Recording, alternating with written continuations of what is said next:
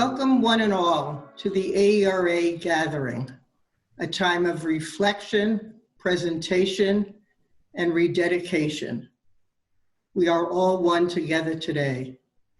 Before we begin this event, I'd like to remind those who would like to have access to closed captioning to look at the toolbar at the bottom of the screen, and you will indeed have that access in addition to the signing that is also present on the screen today. We were really overwhelmed in announcing this event, so special for us. How many joined us today? Worldwide, we have thousands of persons across hemispheres, across continents, the global north and the global south, across the education research community, across the communities that we hope our science and scholarship serves, those educators, educational leaders, teachers, and counselors. But beyond that, many, many persons across all fields and work and occupations, other fields of research and scholarship. And those who they serve are all part of this oneness and one event. We are just not one, but we are today one big family. We could step back and talk about some of the things that individuals are doing to adapt and accommodate and grieve over the pernicious circumstances we are in. Education research associations like ours and other scientific and scholarly societies from around the world are indeed trying to provide the resources that not only support our communities, but also those who use the knowledge that we provide and produce. We are at AERA providing resources for those communities and making them available to connect research and the knowledge base to the work that others do. And many of our colleagues across fields are doing the same thing, and we link to them and we link to each other. As importantly, on 2 days ago, we announced that the American Educational Research Association and the Spencer Foundation together, staff to staff, want to be able to attach and hear the voices of those in our fields who are experiencing and are the most vulnerable. The early career scholars, whatever their work setting, whatever the context in which they live, our graduate students, all of whom are not only experiencing the human stress and the human pain and sometimes the illness, and indeed sometimes even worse than that, and the career lines that are being disrupted in a variety of ways, the economic circumstances that are hitting everyone hard, how research itself may need to be reinvented for the new questions that we need to ask. But those uncertainties will have a long tail for quite some time to come. It's awful, and it's in many respects almost unimaginable, but together we can begin shaping and thinking about what that future must be, and what organizations like AERA that sit at the hub of knowledge, that sit at the hub of trying to attach to the concerns that we hear and plan and even do better. We could think about this as one big house today, and we could even think about this as what we will be doing beyond that big house. But today is a very, very, very special day for AERA. It is April 19th. That would have been day 3 of our annual meeting. And it is also the day that indeed the 2020 AERA president, Vanessa Siddle Walker, would have, in a more formal setting, given and shared with her presidential address. But we will indeed share that today in her own voice and in her own style and in her own graciousness and elegance. We want to invite her to join us, to share her thoughts. But before I do, I want to emphasize 2 important things. Not only does Vanessa's scholarship itself, her own study of history, link and tie to the circumstances that we are indeed in. But she has been the leader at this time that we could not have imagined a better person to serve AERA and the larger community in which we sit. She has done so with grace, with counsel, with collaboration that has just been remarkable over the last 2 to 3 months. And so when I invite her to talk, it is with recognizing that she will be giving to all of us at this moment exactly what our world needs. And thank you, Vanessa, for joining. Wow, that's a big charge, Felice. I want to thank you, though. I'd like to thank you publicly for all that you have given and all that you've done over the course of this year. As I've said to Felice on many occasions, I think most of us come to the meetings, we do what we need to do, and we don't really think about how it all happens. And Felice manages to make it all happen in ways I never knew just how much was required. So Felice, thank you so much. Thank you for all you've given this year. And I want to thank all of you as well. I am watching. I'm so glad they didn't cut off the little chat piece, because I'm literally watching you chat from around the world, and that is unbelievable. The fact that you would take the time in the midst of this space in which we're in to actually reconnect with the AERA family, I think is enormous. It's a wonderful tribute to AERA, a wonderful tribute to each other. It's a camaraderie. It's not the real hugs that we would normally be having, but there's a virtual solidarity moment. And I'm grateful for that personally, that you would take the time. And also on behalf of the organization, I just want to tell you thank you. Thank you for bothering to listen on a Sunday afternoon. So a year ago in Toronto, I asked you to take a journey with me where we would explore the possibilities of what it would look like if we actually invited educational stakeholders into the AERA meeting with us. I'm going to take a minute and tell you where that theme came from.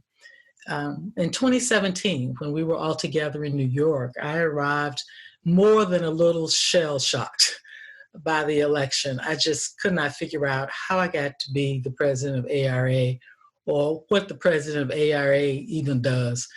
So I had this little black notebook, and I was going around New York talking to anybody who would talk to me and taking notes and trying to figure out what I was supposed to be doing.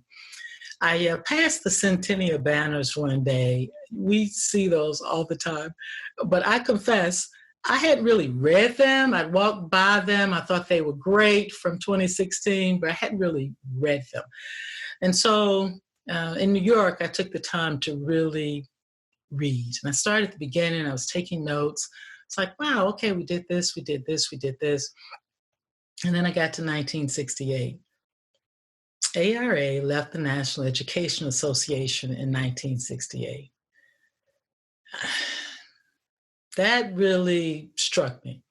I didn't know a lot about AERA's history, but I knew a lot about what was happening with the National Education Association, NEA, in 1966, which is when AERA started planning to leave, in 1968, when we actually did leave. I just finished The Lost Education of Horace Tate, and Black scholars had a lot of concerns in that moment. And so here you've got the American Teachers Association, which I'll refer to as ATA unilaterally throughout, coming into NEA finally in 1966. And AERA decided in 66, well, you know, we're not going to be there, and planning to leave. And between 66 and 68, NEA is just struggling with all kinds of state battles, national battles. Those in power are trying to figure out how to keep it, and those who don't have it are trying to figure out how to get it. And NEA is confounded. And then you add to that the big national challenge of school desegregation in the actual schools. And I just stood there for the longest thinking, wow, that's when we left? Wow, that's interesting. In the time since I first talk with you about the theme. A lot of you have asked me, well, why did we leave? And it's true. There's some really interesting correlations, even beyond the items that I talked about in the theme statement. There's some interesting correlations in the timing of our departure. But the truth of the matter is, I'm not really so interested in why we left. Somebody else can come write about that later. I don't care about why. What I do care about is what. What did we lose by disconnecting from that organization? A place where we had an opportunity to talk with educational stakeholders. Now, I want to be clear. So I've looked at the data. We weren't using that space as we could have, especially really from the beginning, but especially in the last few years. So we weren't connecting in the ways we could have, but we were at least physically in a space where we could connect with this mission that we had, AERA, to do good research, right, to help schools. And so this is where the theme came from. This is the what, right? What would it look like if we went back to a space where we allowed ourselves to be connected organizationally with stakeholders? That was the AERA 2020 theme. Now, you came through with that in amazing ways, and I have nothing but gratitude. The program committee in San Francisco, amazing collaboration and deliver on their sessions. The program chairs, Michelle Purdy, Cheryl Croft, unbelievable. They took the vision and they're the people who actually made it happen. But then there are all the VPs and the support that you gave and all of you. So many proposals. We were inundated with proposals. And so the ways in which you embrace the idea, I thank you for that. I thank you. Now, we're not in San Francisco, although our hearts remain with those who are in San Francisco. But we're not there, and it's right that we not be physically present. And I think it's also right that we not be virtually attempting to have a meeting. There is pain across this country. I just this morning got a call about the death of a colleague. So we've got pain and we're trying to figure out how to live into this new reality. So it's okay that we're not doing a virtual meeting right now. We can take the possibilities with educational stakeholders and we can cross-talk with them in another meeting at another time, and we will, and that will be fine. But beyond the theme formation, there was another what for me in AERA leaving in 1968. A second question.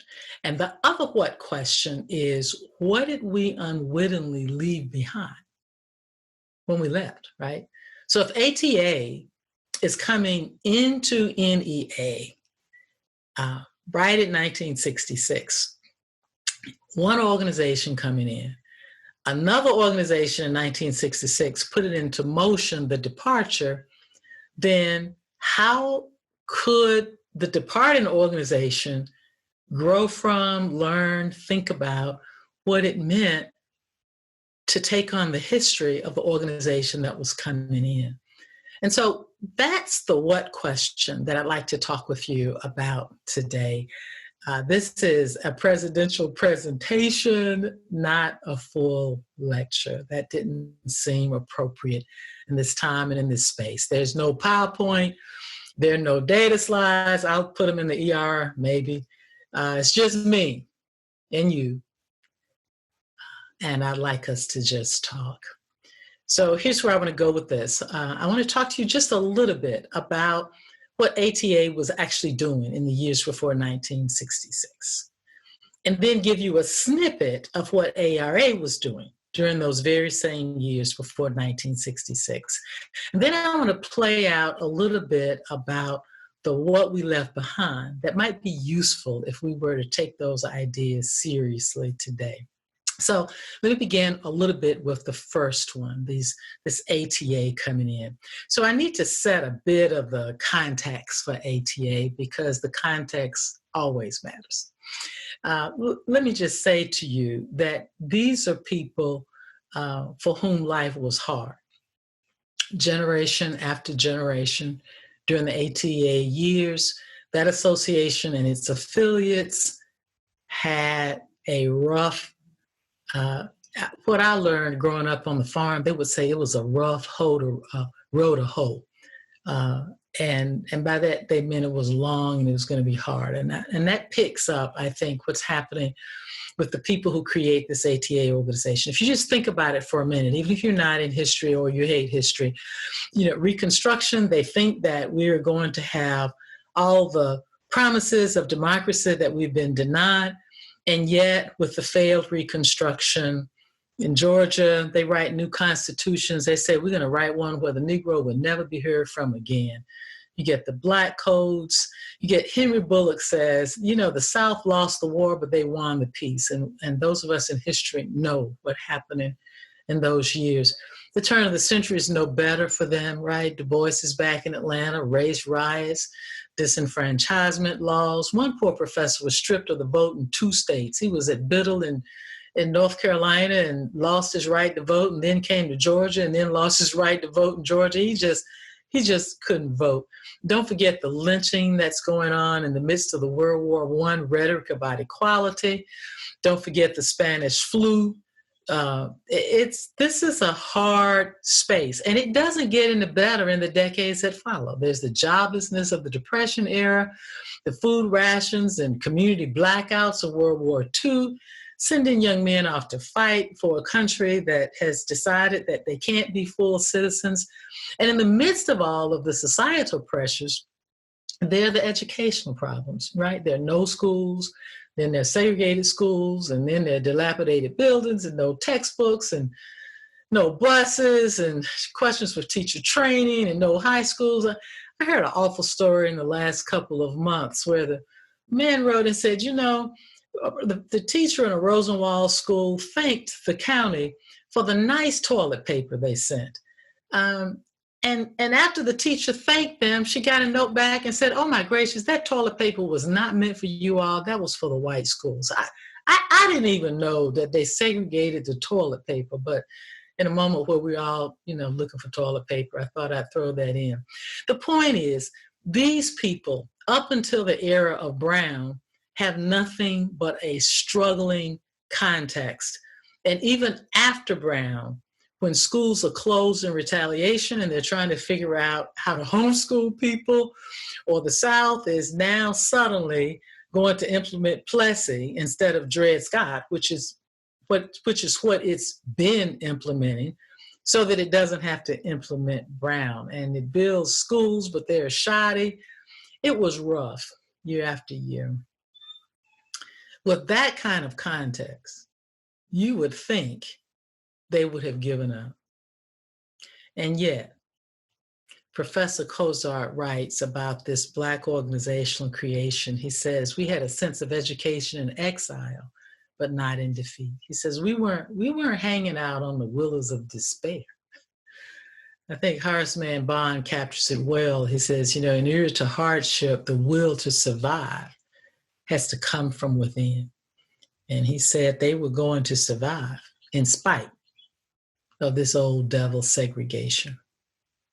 So what did Black people do amidst these generations of unsettled lives?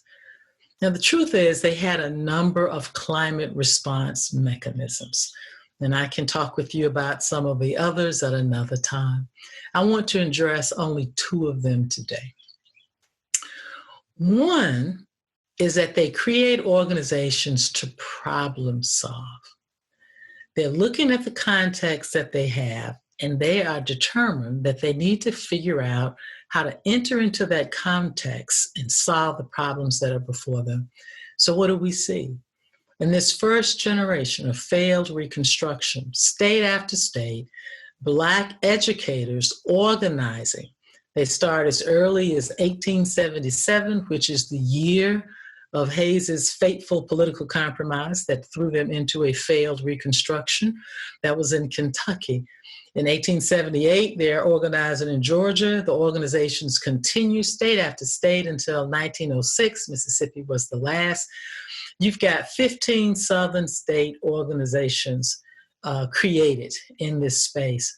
And in every case, it's not just that they are organizing, but in every case, where we have data available, the rationale is clear, and they say things like, this comes from 3 different states. We have to foster better conditions for the education of Black youth. We need to influence legislation for Blacks whenever and wherever possible. We need to address educational inequality. Why create these organizations? Well, they're very clear, state after state, about their purpose. We are trying to do collectively what no individual can do by himself or herself. And they actually use this language in their materials.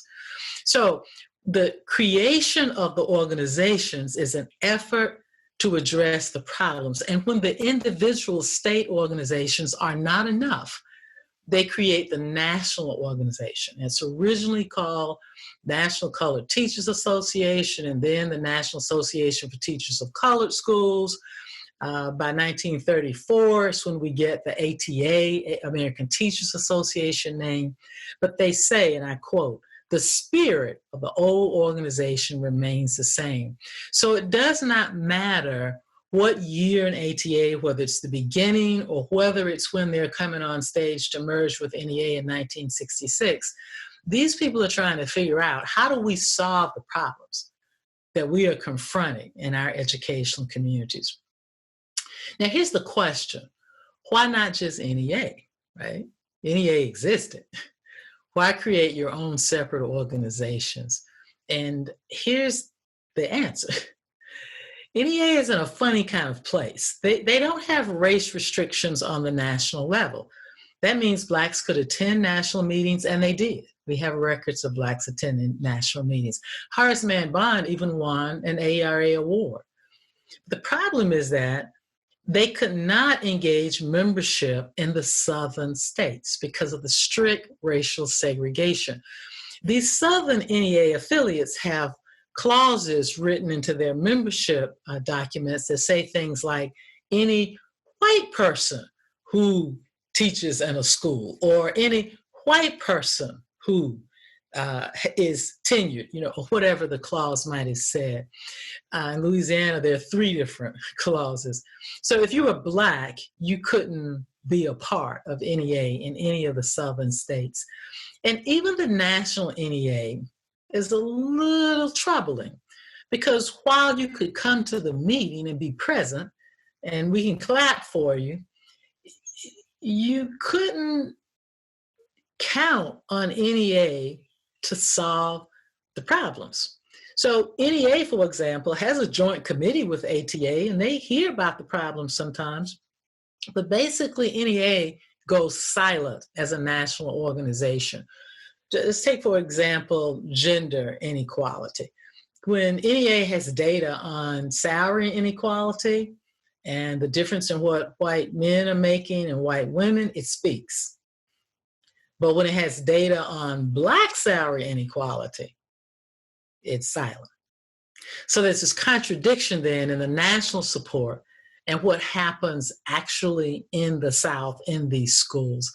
There's a story of Jonathan C. Gibbs that I want to use that I think really captures the problem, right, with just being a member of NEA and not having some kind of local support. Jonathan C. Gibbs is a Black man. He's Secretary of State in Florida. At the NEA meeting in 1873, he presents data where he provides a general statistical overview of public education in Florida. And he, I assume, was well received at the NEA meeting. But back in Florida, he's also pushing for integrated schools. And 1 year after his NEA presentation, he is said to have met with, quote, an untimely death. Now, the death obviously is not NEA's fault, but I think his story shows the scholarly vulnerability when there's national language of equality, but in local places, people can do whatever they want. So since NEA does not address these problems that need to be solved in the South, These educators have to create their own. Many of you might wonder, as I did, well, who are these people, right? It was a long time ago. I mean, it was a long time ago. I mean, who are these people? And maybe it really doesn't matter. I mean, maybe they had nothing else, to do, just sit around and create organizations. I mean, lots of other people were creating organizations, so maybe they just did it. But I want to give you just a couple of examples. Here's the first president of ATA, former slave, J.C. Corbio. He's the state school superintendent in Arkansas, said to be a brilliant mathematician who contributed articles to leading mathematical journals in this country. He was a fluent reader in Greek, Latin, German, French, Spanish, Italian, Hebrew, and Danish. He was also an accomplished musician. This is the ATA president, 1904. He's followed by Richard Wright.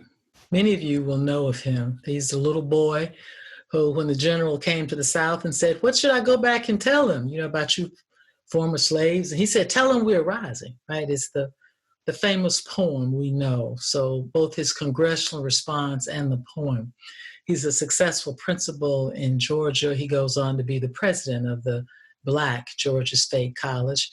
And in retirement, because he said he wanted to practice what he had been telling people to do, he started a bank in Philadelphia, extraordinary bank. It's one of the few to survive the stock market crash.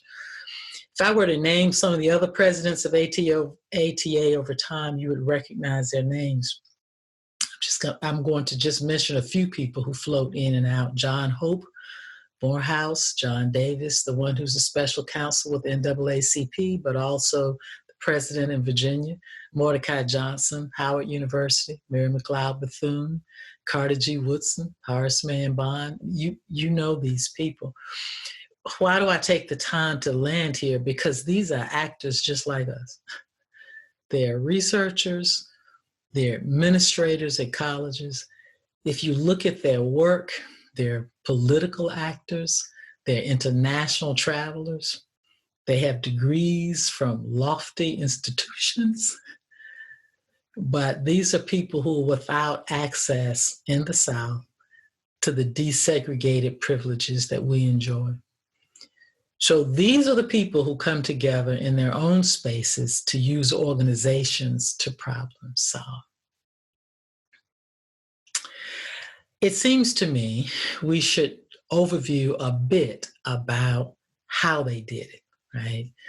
So we see this play of problem solving in a number of dimensions. One is in their own organizational meetings, in their programming. So we see it in the discussions that they host at the meetings. So you'll see things like, we're going to be talking about the problems and their solutions in the field, right? You see it in their journals.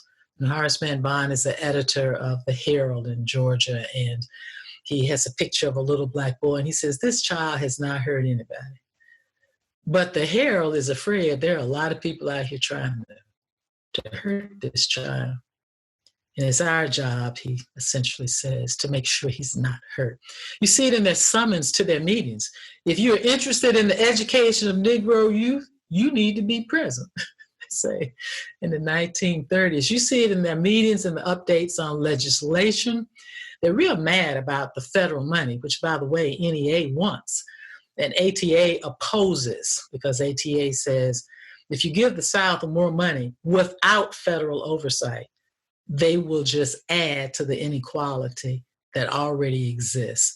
We see Du Bois and Henry Hunt of Fort Valley discussing this at Atlanta University at the turn of the century. And so the updates on legislation and whether we're getting this money and whether we can get some federal oversight is a big deal for them.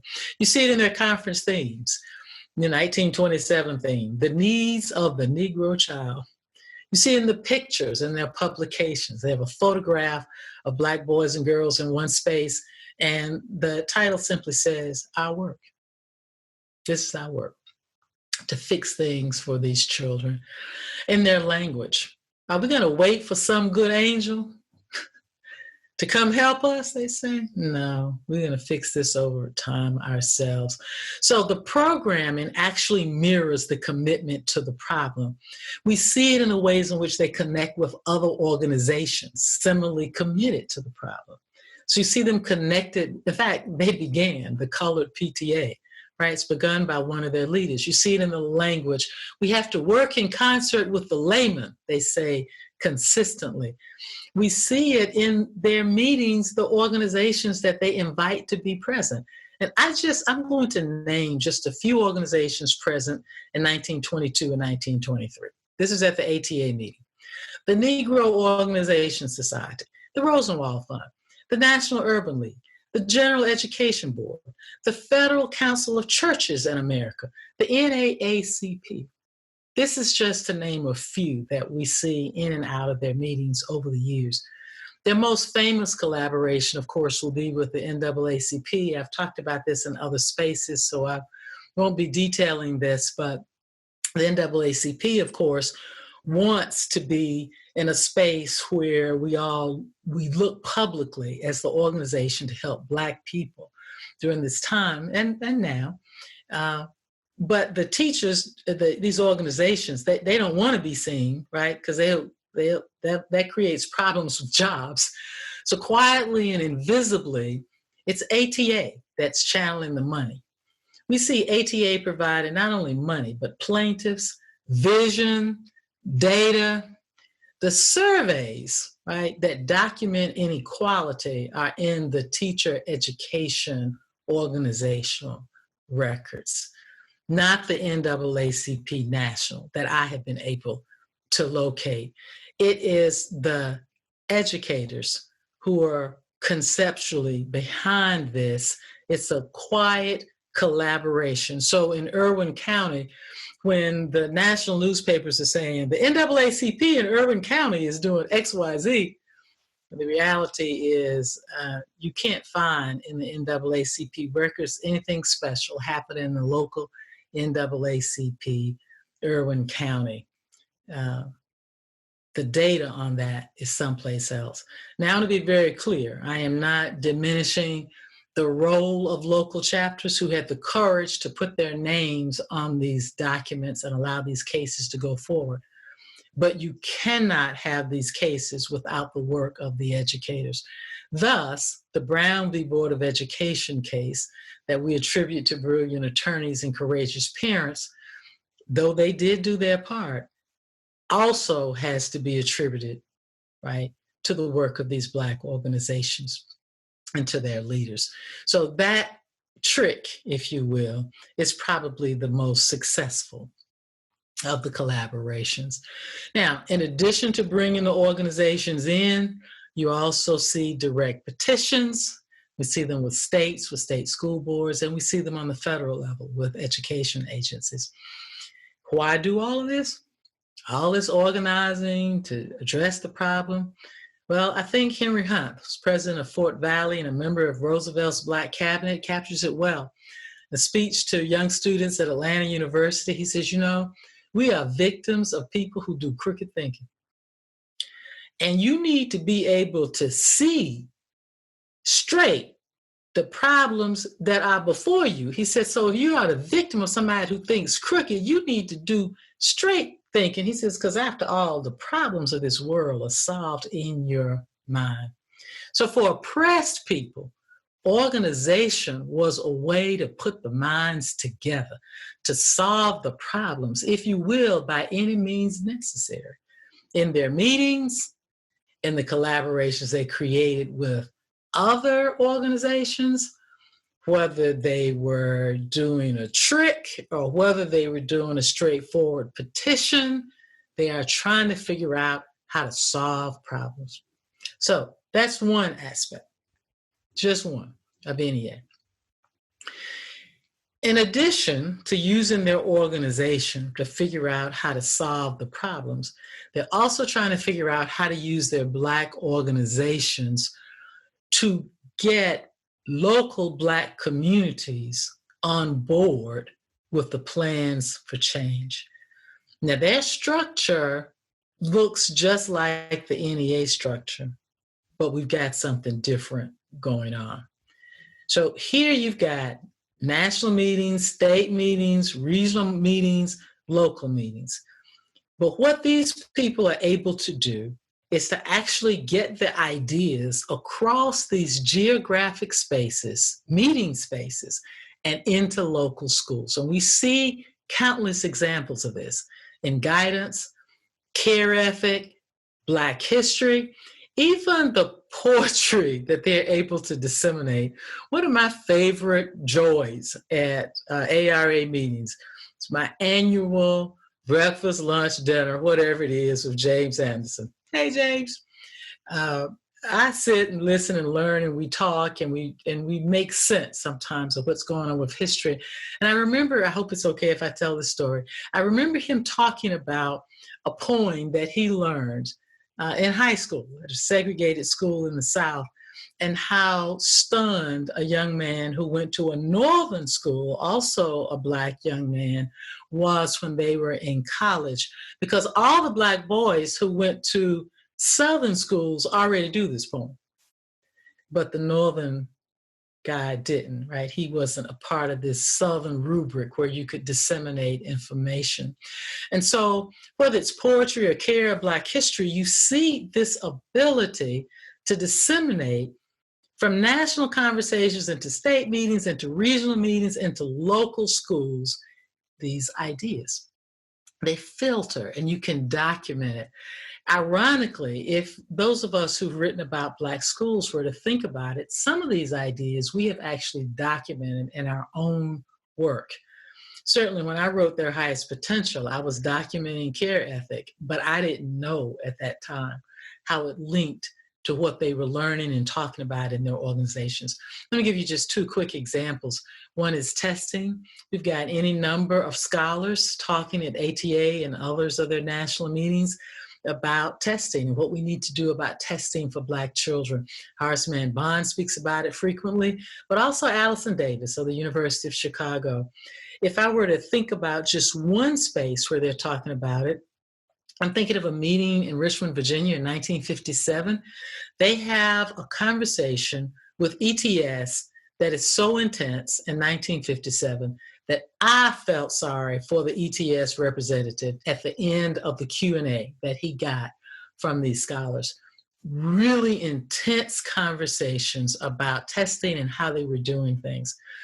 4 months after this meeting, Georgia now has as its meeting theme for the entire state a focus on testing.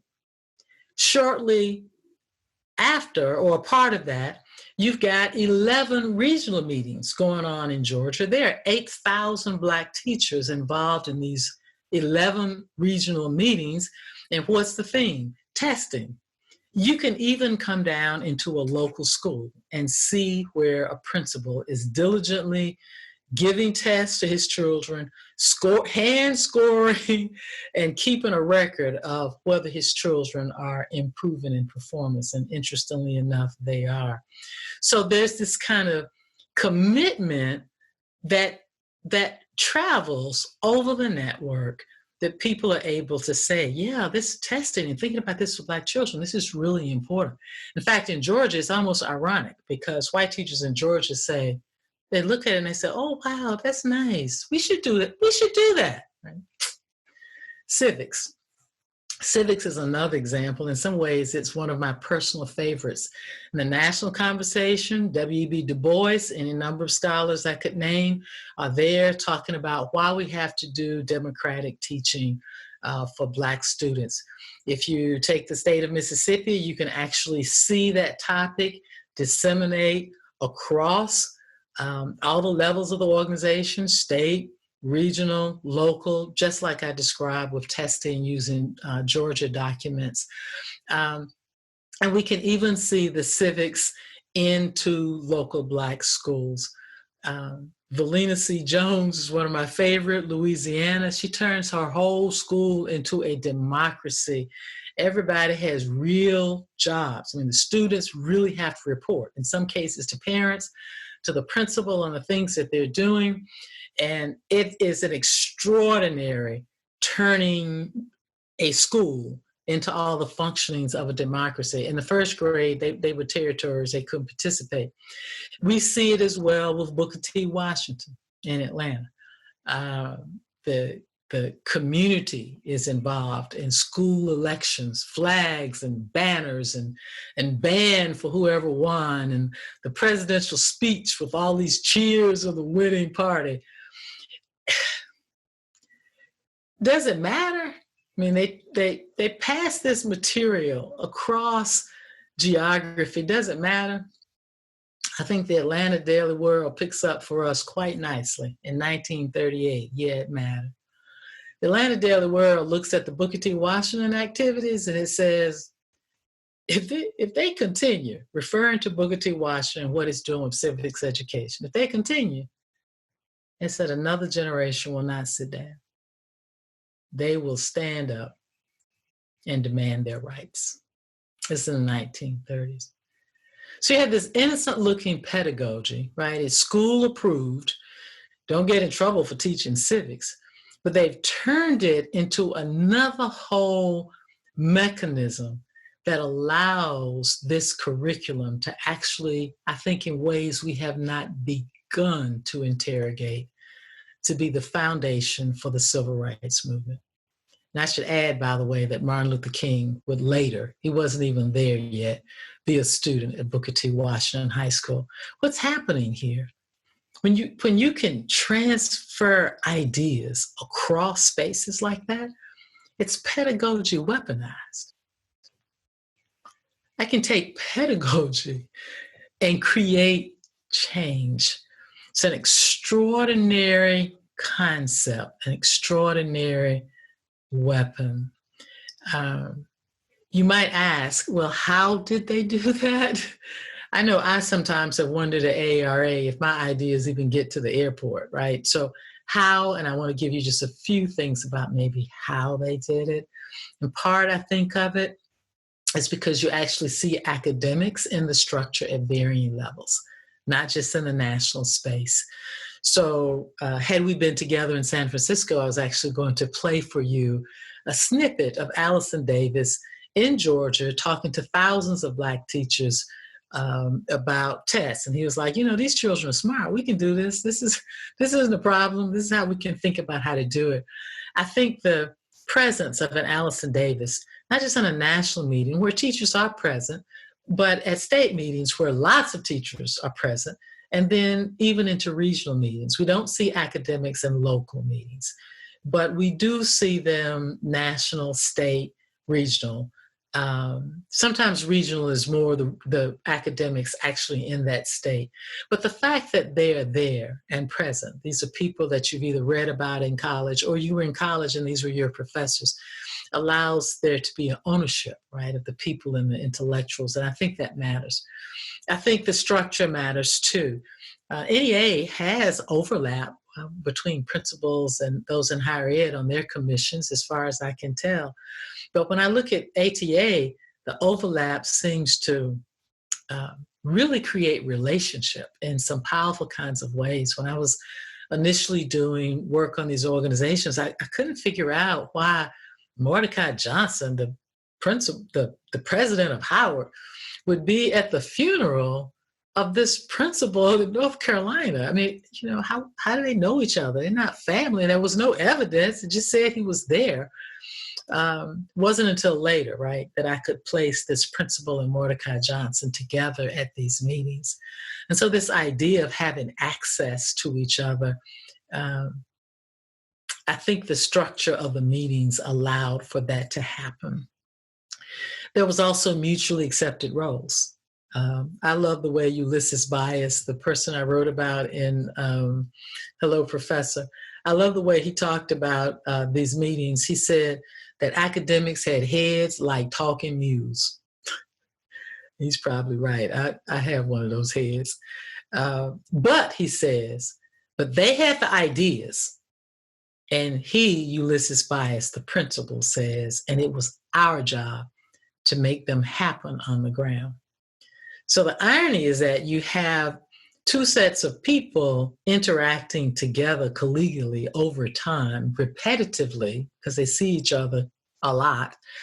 But they understand that we're coming at this problem together, but we're coming at it from different directions. It's a kind of mutually accepted role definition that seems to work for them. And then finally, I would just add that they share the problem. It didn't matter if you were the president of Howard or if you were the principal in Georgia, you still sat in the back of the bus, right? And I think this shared understanding of the problem also links them together in very powerful ways. I love it when Mordecai Johnson said in one speech with about half academics in the audience, half principals in the audience, and he ends the speech saying, "We know, don't we?" And he's referring to the things he's talked about earlier, that, we know how to get these students into college. We know how to educate them. We know, don't we? He ends by saying, and then he says, as they all, I'm assuming heads are nodding, he says, we have to be, we must be the agents of what we know. So this is ATA. It's 1966, it's just a snippet of ATA. There are other scholars who've written in much more detail about it. But here it is, it's 1966. They've got organizations that they focused on solving these structural problems, and they've got organizations that they figured out how to get information out from academics and into the communities. We might say they had figured out how to serve the public good. That'd be a way of saying it. So it's 1966, and they bring these 62 years of service to the public good to the stage at NEA, Miami, 1966. Now, let's look at what's happening with AERA in 1966. Now, AERA in 66 is celebrating its 50th anniversary.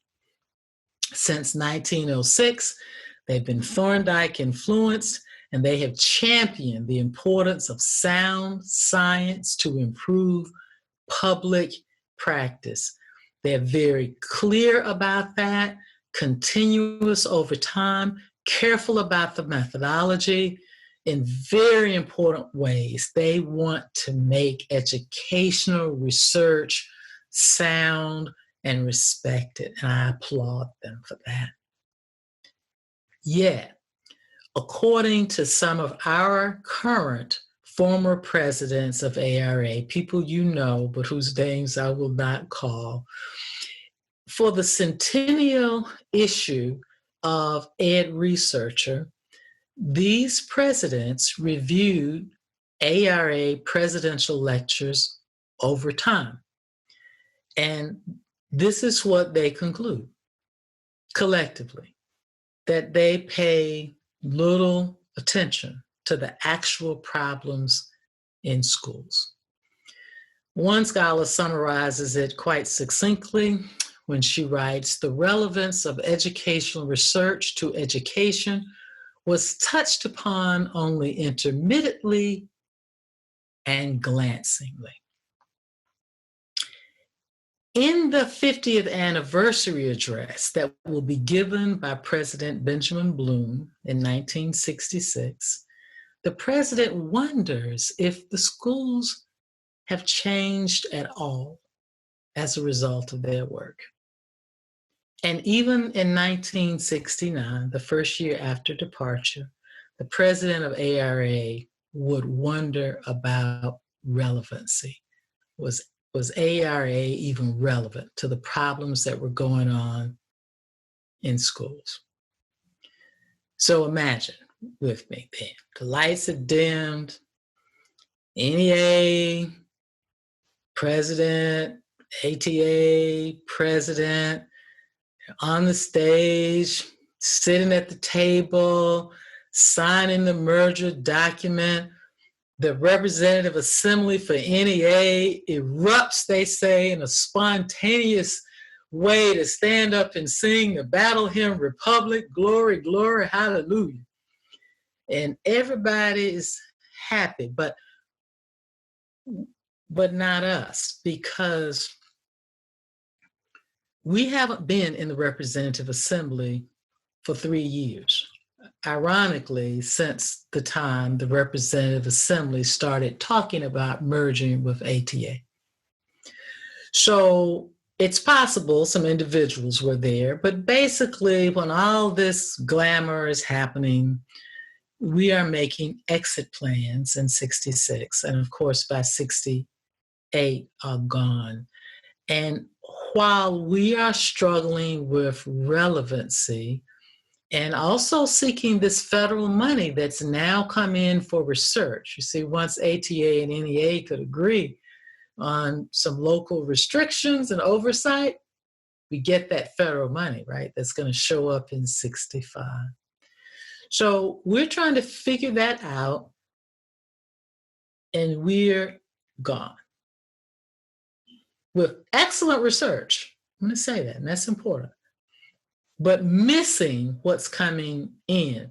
And so while we're struggling with relevancy, ATA is bringing in a generational history of using research to problem solve, to serve the public good. And while President Bloom is struggling with these new tasks he talks about in 1966, and he references compensatory education, and kind of what are we going to do with all these new problems and new people? ATA has already successfully engaged problems. I mentioned Brown, talked about civics as the foundation for the civil rights movement, but I could add the Rosenwald schools. It's through these organizations that the information is delivered to the parents so that they know to go ask for the money for the schools. The WPA money, they do exactly the same thing, right? In the World War II era. In fact, they call it a New Deal for the Negro child. They're trying to figure out how to get that money into local communities. I would argue even the Green v. County School Board of Kent County education case of 1968 that is going to force the full integration desegregation in the South, the educators are behind that as well, the Virginia Teachers Association. So AERA misses this organizational history. I'm not saying it was intentional. AERA takes some few Black individual members with it, right, when it goes. But we missed it. I'm just saying the organizational history we missed. So if we conclude then, what does it matter for today that we missed it? I think it's interesting to think about it because the elevation for research that we have and we've carried is a strong AERA historical tradition. And we can look in all the minutes and see, even in 1966, how they're talking about issues that we continue to talk about now. So in our mission that elevates both, we have clearly kept the AERA side of the tradition, and we should have. We are supposed to do excellent research. But the public good piece of it,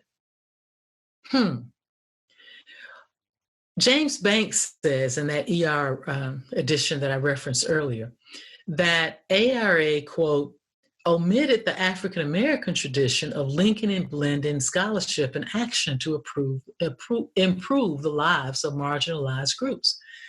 And as he commends some AERA presidents about their work in this area, he talks about Black scholars who had this African-American tradition. He names people like Carter G. Woodson or Du Bois, and how they acted to, quote, improve society and to make it more than just an extension of their research scholarship.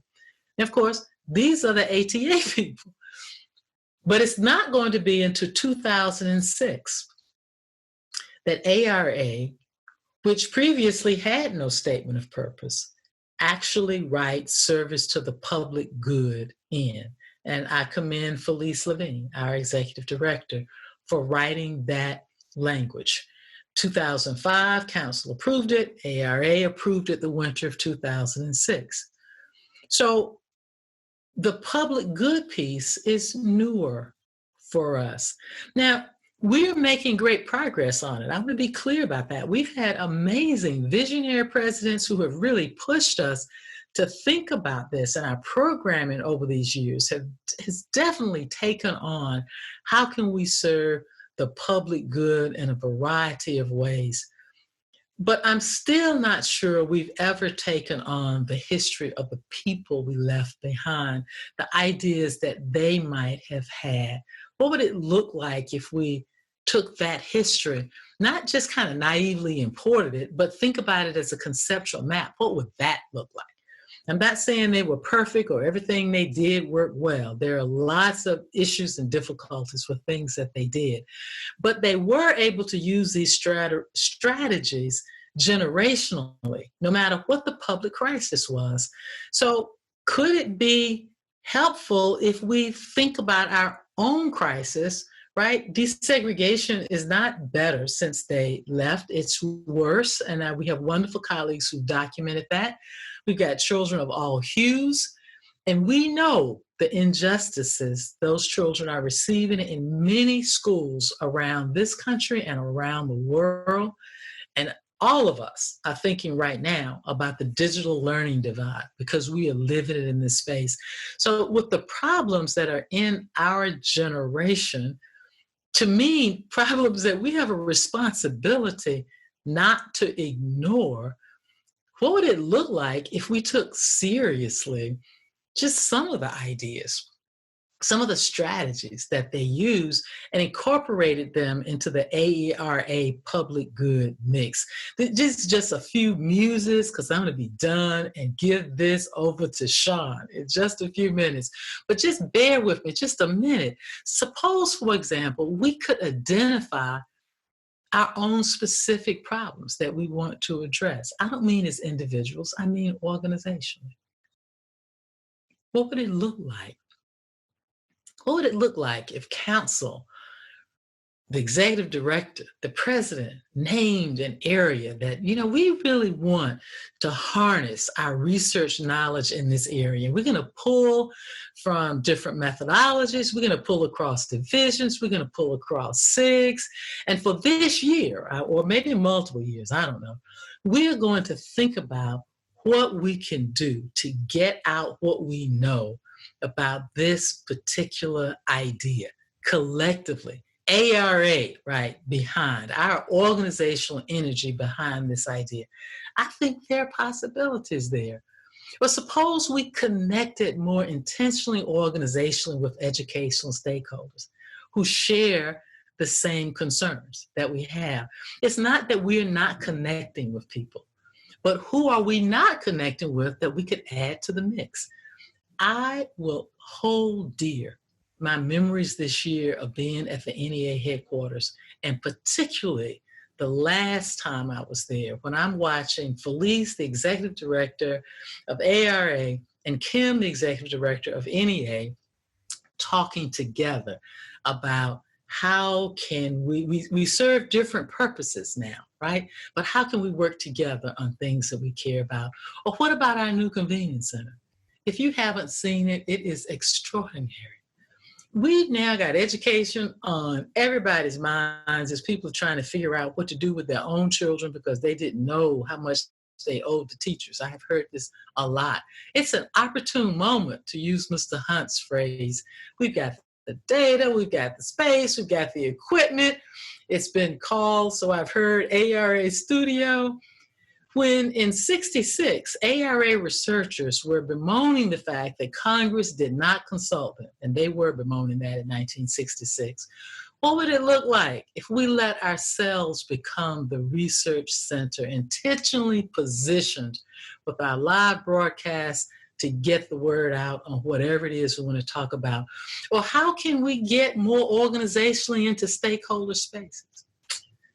Not just as individuals, we already do that. I mean, organizationally. AERA, right, is presenting a panel somewhere in some organization that we aren't usually a part of. I think these things can be done. I think we can think about how to filter ideas. I really believe we can do this. I really believe that. And I think that's the way to honor the ATA legacy. I'm thinking about our mission, research. Let's do it well. But I'm also, and by the way, I'm gonna tell you why I want us to do it well, because I'm thinking about whoever is coming up with the vaccine for COVID-19. I want good research behind it. But I also want them to give it to somebody. And I'm thinking about my mentor, Jackie Irvine, who gifted me in so many ways. A present she gave me once many years ago said, it's a placard, and it said, research without a purpose runs the risk of losing its purpose. I still have that in my office. The ATA folk understood that. So let's amp up the public good, even as we do excellent, excellent, excellent research. Now, here's what's nice about all of this. We'll deliver together, and I plan to be part of you, helping to make that happen. We'll deliver what didn't happen in 1966. We'll own both traditions, the AERA Thorndike research emphasis, the public good strategies of ATA.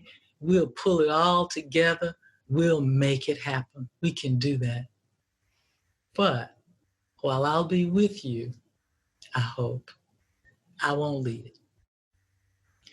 As the ATA people would have said, the power of an organization is its ability to transcend any individual person. So I offer these ideas, and you have been so kind to sit and listen to me talk with nothing, interesting behind me. I offer these ideas, but I'm passing on the leadership for someone else. And that person will build, and the president after that will build. And we'll keep building together to make AERA an extraordinary organization, even on the other side of this illness and this space. Other people may lose their commitments, and their organizations might not continue, but my folk faced a lot, and they didn't give up. And surely we won't give up either. It has been my honor to be your president. I did not know what I was doing. So many of you have helped me, and I thank you so very, very much. But it's time now to turn the presidency over to other very capable hands. Shaun has a CV already that matches our mission perfectly. He has a deep track record of extraordinary scholarship. He is already committed and has demonstrated it to community engagement. And he will take us places that we could never have imagined. So this is what I want to do. I want to invite you into the space of the AERA council meetings. You probably don't think a lot about the AERA council meetings. I certainly didn't. But I now know how central they are. And to all the council members out there, you have been so special this year. I just don't have words to thank you. It's been a wonderful year with you, and you have done excellent work. And others, I hope you will write them some notes, because in addition to their regular jobs, they took on AERA, and I'm grateful for that. But here's what happens in those council meetings. I'm old school in the African-American tradition, and so they would go on breaks, and then they didn't want to come back. And so in the beginning, I would ding a glass, and that seemed to work, kind of.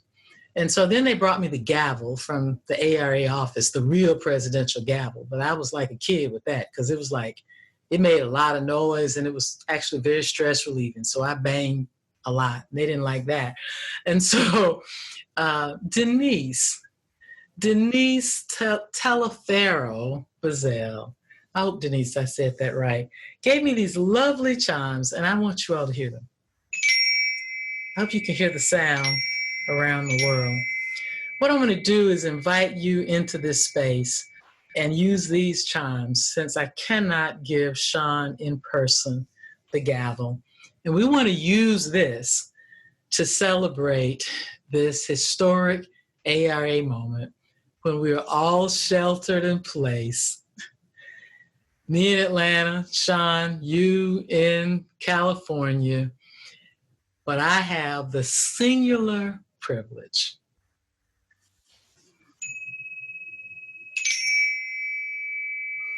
Shaun, welcome to the presidency of the American Educational Research Association.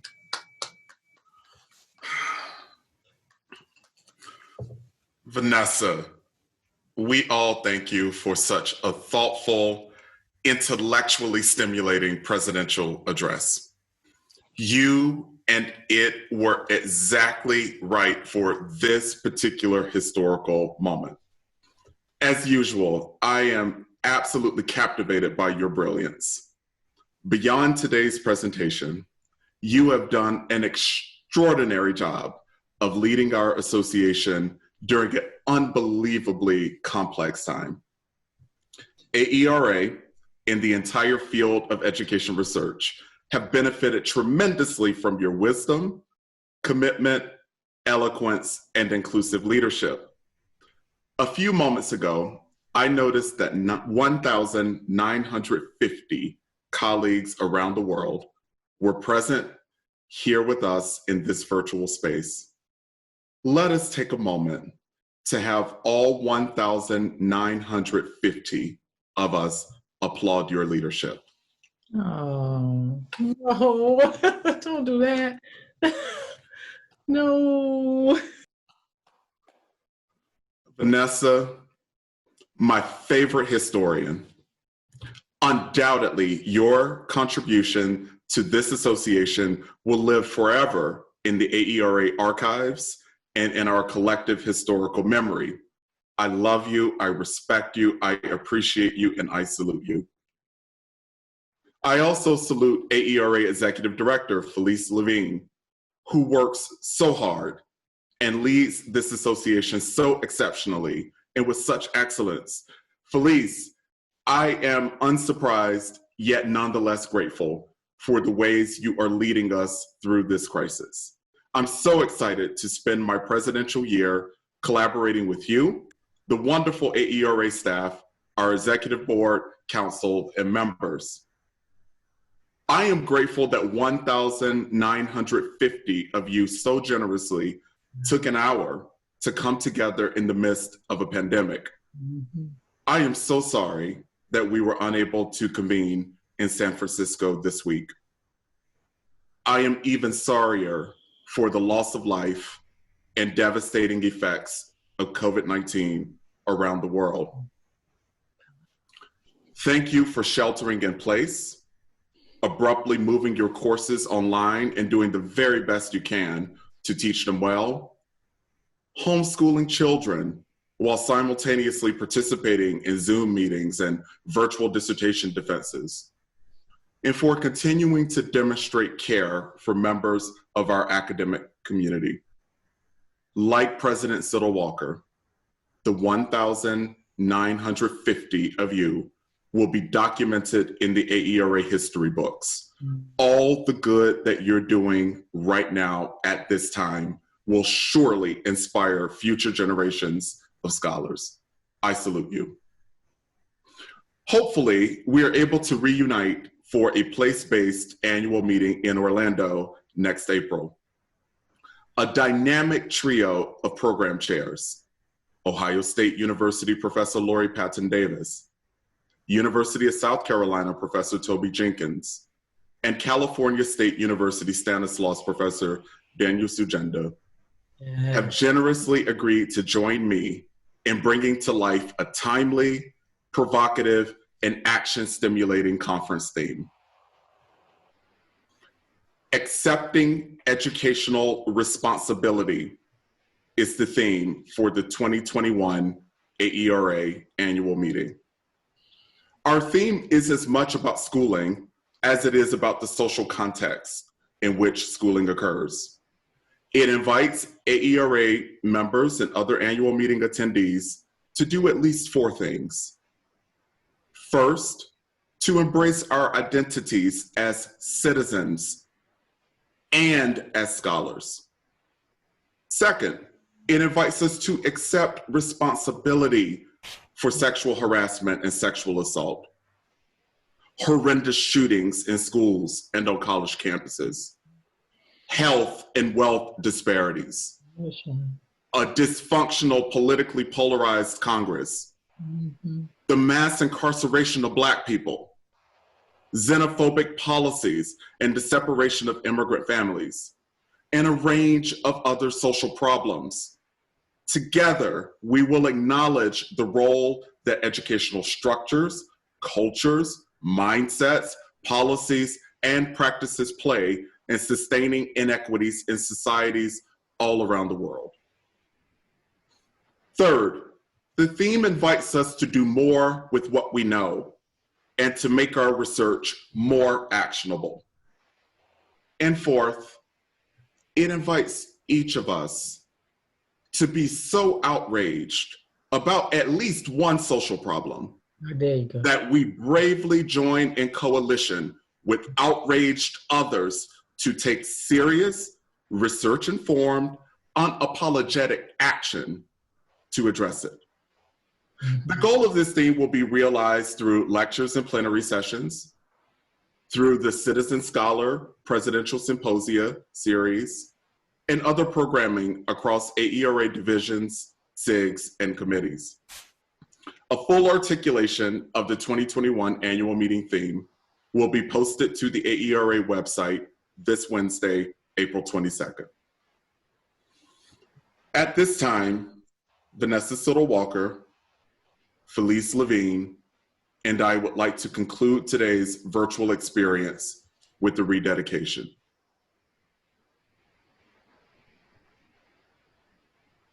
During a time of global disaster and unimaginable human suffering, we first and foremost rededicate ourselves to personal wellness and compassionate demonstrations of care for others. We also rededicate ourselves to using what we know as education researchers to heal people and communities, to improve and equalize learning in every space it is supposed to occur, to correct educational and social injustices, and to reject apolitical stances on urgent problems that are in urgent need of evidence-based action from courageous citizen scholars. And finally, we rededicate ourselves to the love of learning and discovery, to the intellectual curiosities, and to the personal missions that attracted each of us to this community of researchers. Thank you again for joining us today. We look forward to seeing you in Orlando next April. In the meantime, be well and cheers. Cheers.